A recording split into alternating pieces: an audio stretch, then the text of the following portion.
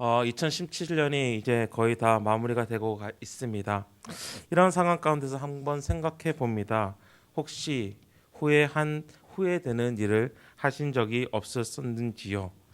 어떤 일을 하면서 후회했던 일이나 아니면 누군가의 관계 가운데서 내가 한 말을 통하여서 한 행동을 통하여서 후회한 적이 없는지 한번 생각해 봅니다. 저는 성격상 후회를 잘 하지 않는 성격입니다.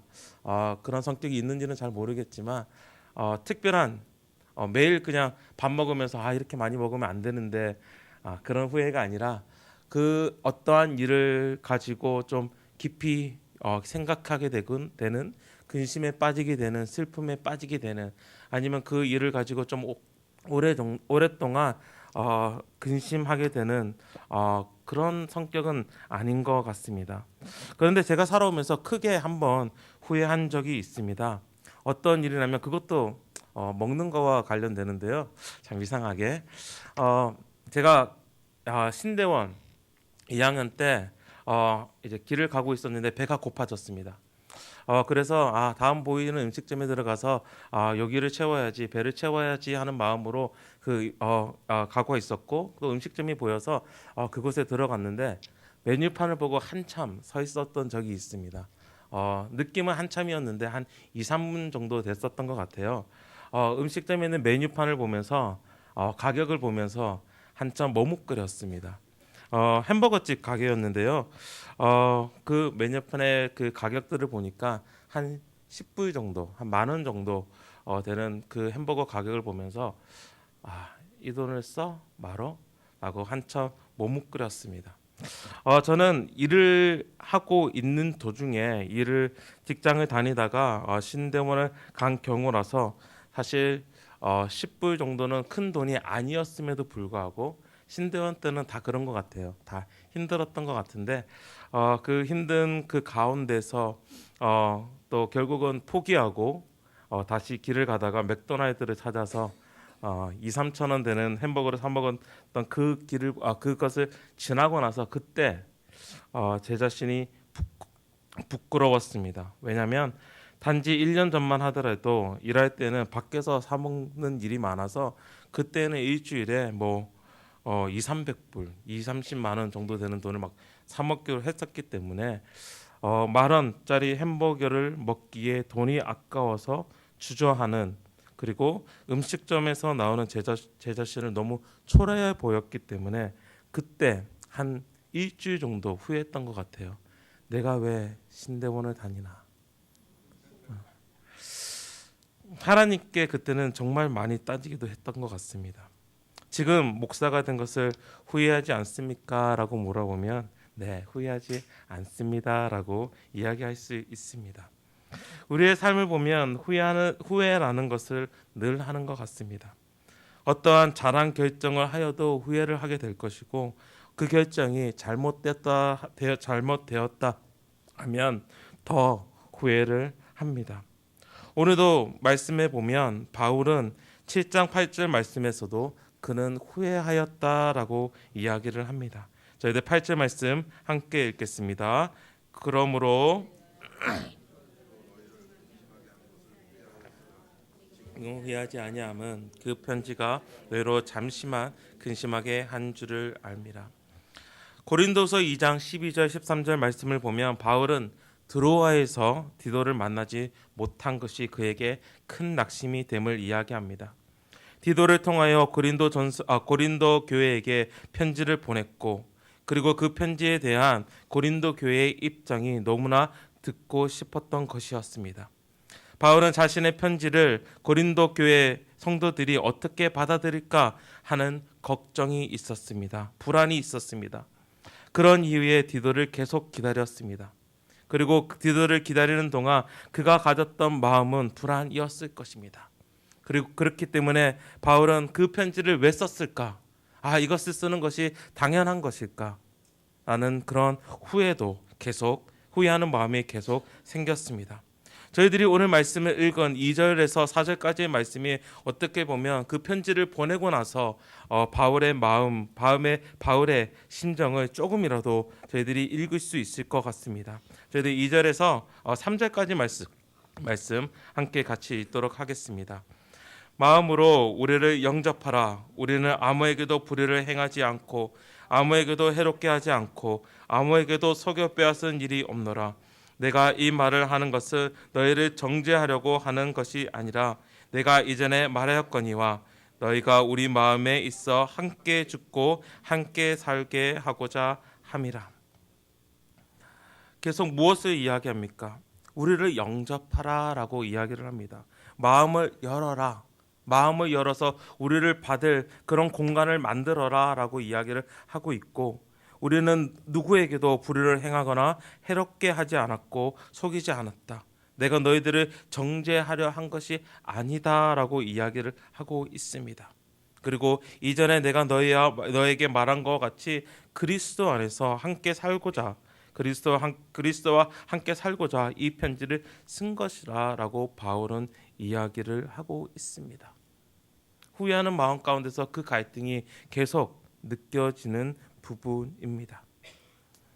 그러한 가운데서 이제 바울은 편지를 괜히 보냈나라는 그런 마음, 그리고 그 편지를 고린도 교회 사람들이 어떻게 받아들였을까라는 그 마음 때문에 계속해서 그 마음에 근심이 남아 있었습니다. 그런데 오늘 말씀에 보면 그 근심 가운데서도 근심에 대해서 잠시 보려고 하는데, 이 근심이 두 가지로 나눠지고 있어요. 9절과 10절 말씀에 보면 하나님의 뜻대로 하는 근심이 있고 세상 근심이 있다라고 우리에게 이야기를 합니다. 우리 9절과 10절 말씀 함께 읽도록 하겠습니다. 내가 지금 기뻐함은 너희로 근심하게 한 까닭이 아니요 도리어 너희가 하나님의 뜻대로 근심하게 된 것은 우리에게서 아무 해도 받지 않게 하려 함이라. 하나님의 뜻대로 하는 근심은 후회할 것이 없는 구원에 이르게 하는 회개를 이루는 것이요 세상 근심은 사망을 이루는 것이니라. 하나님의 뜻대로 하는 후회, 하나님의 뜻으로 하는 후회, 그리고 세상적 후회, 하나님의 뜻대로 하는 근심, 세상 근심이 9절과 10절 말씀에 나오고 있습니다. 이 두 가지의 공통된 특징은 둘 다 슬픔이 있다는 것 같아요. 둘 다 근심이 따른다는 것입니다. 후회를 하게 되면 그에 따른 걱정과 근심이 따릅니다. 그러나 그 결과는 확연히 다름을 우리는 볼 수 있습니다. 먼저 다른 점은 하나님께서 주시는 그 근심은 짧다는 거예요. 오래가지 않음을 이야기하고 있습니다. 잠시 동안 근심하게 하였다라고 그 바울이 표현한 것처럼 하나님께서 주시는 하나님의 뜻대로 하는 근심은 길지 않다는 것입니다. 그러면 그 길지 않는 동안에 깨닫는 것이 있는데 그 깨닫는 것을 오늘 아침 나누려고 합니다. 먼저 하나님께서 주시는 그 근심의 특징 중 하나는 기쁨을 가져다 주는 것입니다. 기쁨을 가져다 주는 것입니다. 오늘 말씀 가운데서 바울이 처해 있는 그 상황을 우리에게 보여줍니다. 5절 말씀에 보면 우리가 마게도냐에 이르렀을 때에도 우리 육체가 편하지 못하였고 사방으로 환난을 당하여 밖으로는 다툼이요 안으로는 두려움이었노라 라고 이야기하면서 바울의 상황을 우리에게 이야기해 주고 있습니다. 그 바울의 상황은 쉽지 않는 상황이었습니다. 육체가 편하지 못하였다라고 이야기하는 것은 그 삶 가운데 쉼이 없었음을 이야기하고 있었습니다. 사방으로 그가 환난을 당하고 있었다라고 이야기하는 것은 모든 면에서 그가 있는 여러 가지 면에서 있는 모든 일들이 바로 공격, 환난이었다라고 이야기를 합니다. 그가 가지는 그 근심, 그리고 그 속 안에는 그 마음에는 두려움, 바로 근심이 있었습니다. 그 가운데서 바울은 하나님께서 주시는 그 근심을 통하여서 맛보는 것이 있는데 바로 기쁨이었습니다. 기쁨. 그 가운데서 바울은 위로를 받았다는 것입니다. 하나님께서 그 위로를 주셨다라고 바울은 고백합니다. 6절 말씀에 보면 그러나 낙심한 자들을 위로하시는 하나님이라고 말씀하시면서 그 모든 상황을 이끌어 가시고 계신 분이 바로 하나님이심을 고백하면서 결국은 하나님께서 그 환난 가운데에 위로를 허락해 주셨다라고 이야기를 합니다. 그리고 그 위로는 디도를 통하여서 하나님께서 바울에게 가져다 주신 것입니다. 바울이 위로받은 내용은 세 가지입니다. 먼저 디도가 왔다는 것이며, 두 번째는 디도가 고린도 교인들로부터 위로를 받았다는 것이며, 세 번째는 디도의 보고 가운데서 고린도 교회 안에 사모함과 애통함과 바울을 위한 열심이 있다라는 것이었습니다. 일을 하면서 이러한 소식을 들으면 우리들은 어떠합니까? 그 마음에 근심이 있었고 그들에 대한 걱정이 있었는데 그들이 결국은 하나님 앞으로 돌아왔다라는 그 소식을 들었으면 우리의 마음은 어떠할까요? 당연히 바울과 같이 기쁨이 있었을 것입니다. 4절과 13절 말씀에서도 그 기쁨이 표출이 됩니다. 나는 너희를 향하여 담대한 것도 많고 너희를 위하여 자랑하는 것도 많으니 내가 우리의 모든 환난 가운데서 위로가 가득하고 기쁨이 넘치는 도다라고 바울은 고백하고 있습니다. 13절 말씀에서는 이로 말미암아 우리가 위로를 받았고 우리가 받은 위로 위에 디도의 기쁨으로 우리가 더욱 많이 기뻐함은 그의 마음이 너희 무리로 말미암아 안식함을 얻었음이라라고 이야기하면서 바울의 기쁨 또한 그 가운데 있었음을 이야기하고 있습니다.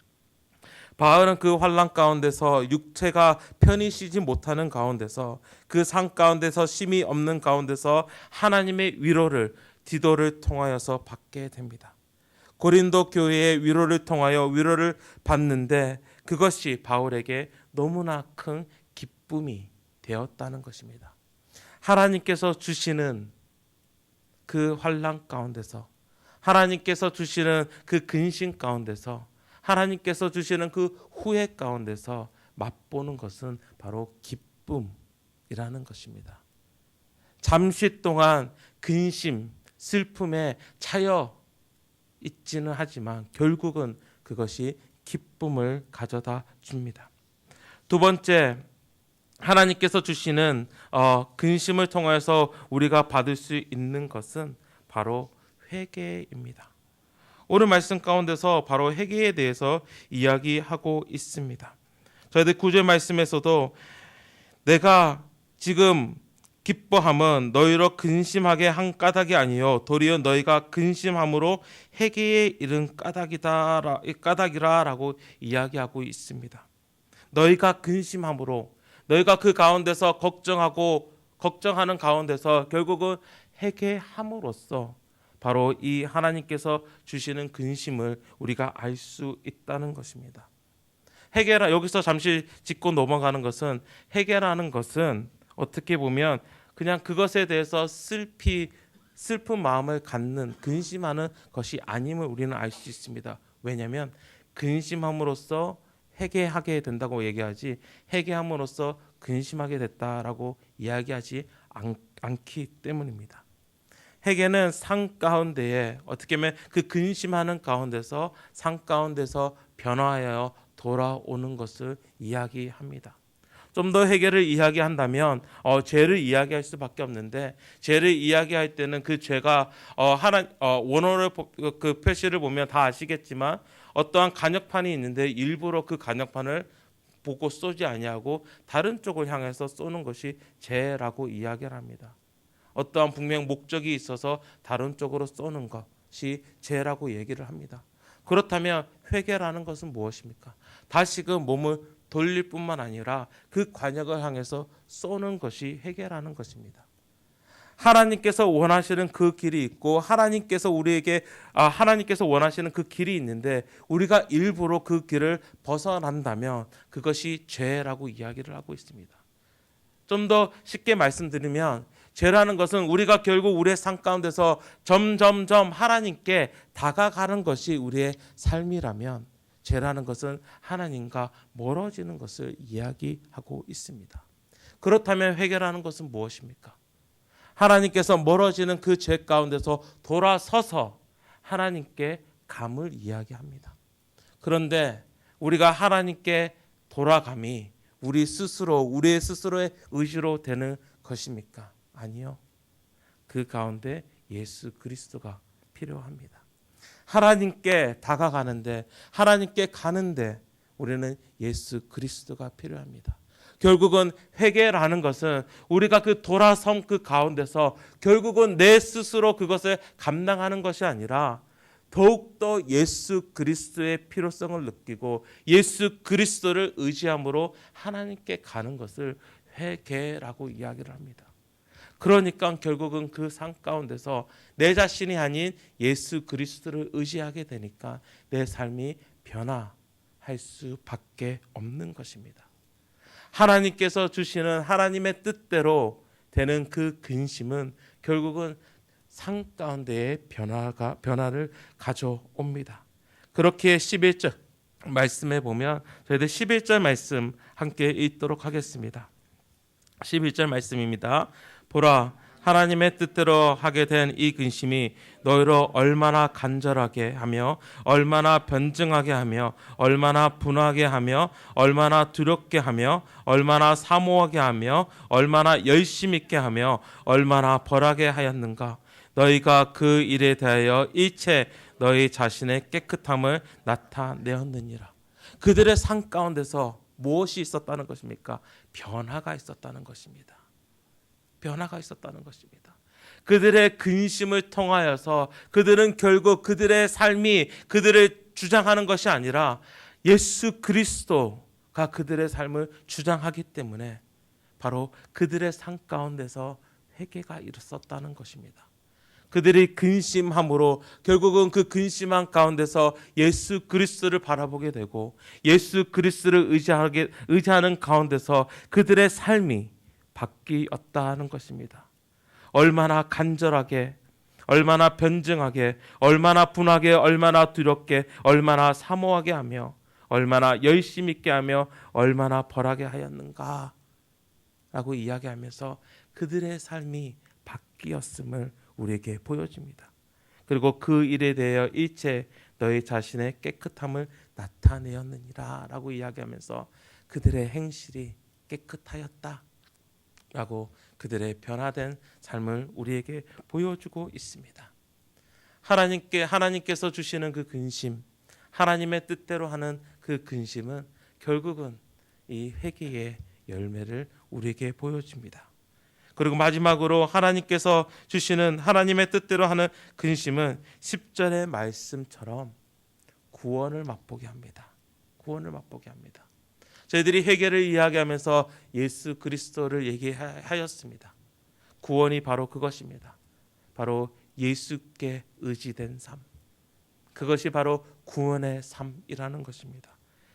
그들이 그 근심하는 가운데서 고린도 교회가 바울의 편지를 받고 그 근심하는 가운데서 하나님께서 허락하셨던 것은 결국은 다시금 예수 그리스도를 보게 하였고 구원의 그 기쁨을 그들에게도 주었다는 것입니다. 우리 삶 가운데서 근심이 언제나 있습니다. 그렇지만 세상적 근심은 오늘 말씀에서 사망에 이른다고 이야기를 합니다. 어떻게 보면 영적인 사망을 이야기할 수 있지만 많은 경우 마음에 있는 그 근심 때문에 육체적인 병으로도 연계되는 경우도 저희들이 자주 보기도 합니다. 우리가 가진 그 근심, 우리가 매일 접하는 그 근심이 있지만 이 가운데서 우리가 기억하는 것은 그 가운데서 하나님께서 주시는 그 근심이라 깨닫고 그 가운데서 역사하시는 하나님을 바라보시고 또한 그 가운데서 하나님께서 해결을 허락하지 않는가, 다시금 예수 그리스도 바라보게 하지 않는가, 그것을 고민하시는 저희들이 되었으면 좋겠습니다. 세상 근심 가운데서 너무 오랫동안 내 자신을 그 안에 가둬두는 것이 아니라 하나님께서 허락하시는 근심이라 생각하고 그 자리에서 일어나서 정말 하나님께서 무엇을 원하시는지, 하나님께서 허락해 주신 기쁨과 그리고 회개와 그 구원이 그 근심 가운데서 일어남을 믿고 함께 기도하며 그 근심을 이겨 나아가시는 우리 거룩한 하나님의 공동체 되기를 주님의 이름으로 부탁드립니다. 함께 기도하시겠습니다. 하나님 아버지, 오늘 바울의 근심을 봅니다. 또한 고린도 교회의 근심을 봅니다. 그렇지만 그 근심이 세상의 근심이 아니었으며 바로 하나님의 근심, 하나님께서 주시는 하나님의 뜻대로 하는 근심임을 우리가 봅니다. 왜냐하면 그 근심을 통하여서 바울은 기쁨을 맛보았기 때문입니다. 그 근심을 통하여서 고린도 교회 사람들은 다시금 예수 그리스도를 발견하고 하나님께 돌아오는 회개를 하였기 때문입니다. 그리고 그 돌아올 때에 구원을 맛보았기 때문입니다. 하나님, 우리의 상황 가운데서 우리의 마음을 지배하고 있는 그러한 근심이 있습니까? 하나님, 그것이 하나님께서 주시는 근심입니까? 아니면 세상의 근심입니까? 하나님, 이것이 하나님께서 주시는 근심으로 받아 정말 그 가운데서, 그 걱정하고 근심하는 가운데서 내 마음이 낙심되는 가운데서 기쁨을 맛보게 하여 주시고 회개하게 하여 주시고 다시금 그 구원에 이르는 그 회개를 하나님께 올려드림으로써 우리의 삶이 변화되는 가운데서 결국은 하나님만이 드러나는, 하나님께 영광 돌리는 우리의 삶이 되게 하여 주시옵소서. 이 모든 말씀 예수 그리스도 이름으로 기도드립니다. 아멘. 하늘에 계신 우리 아버지여,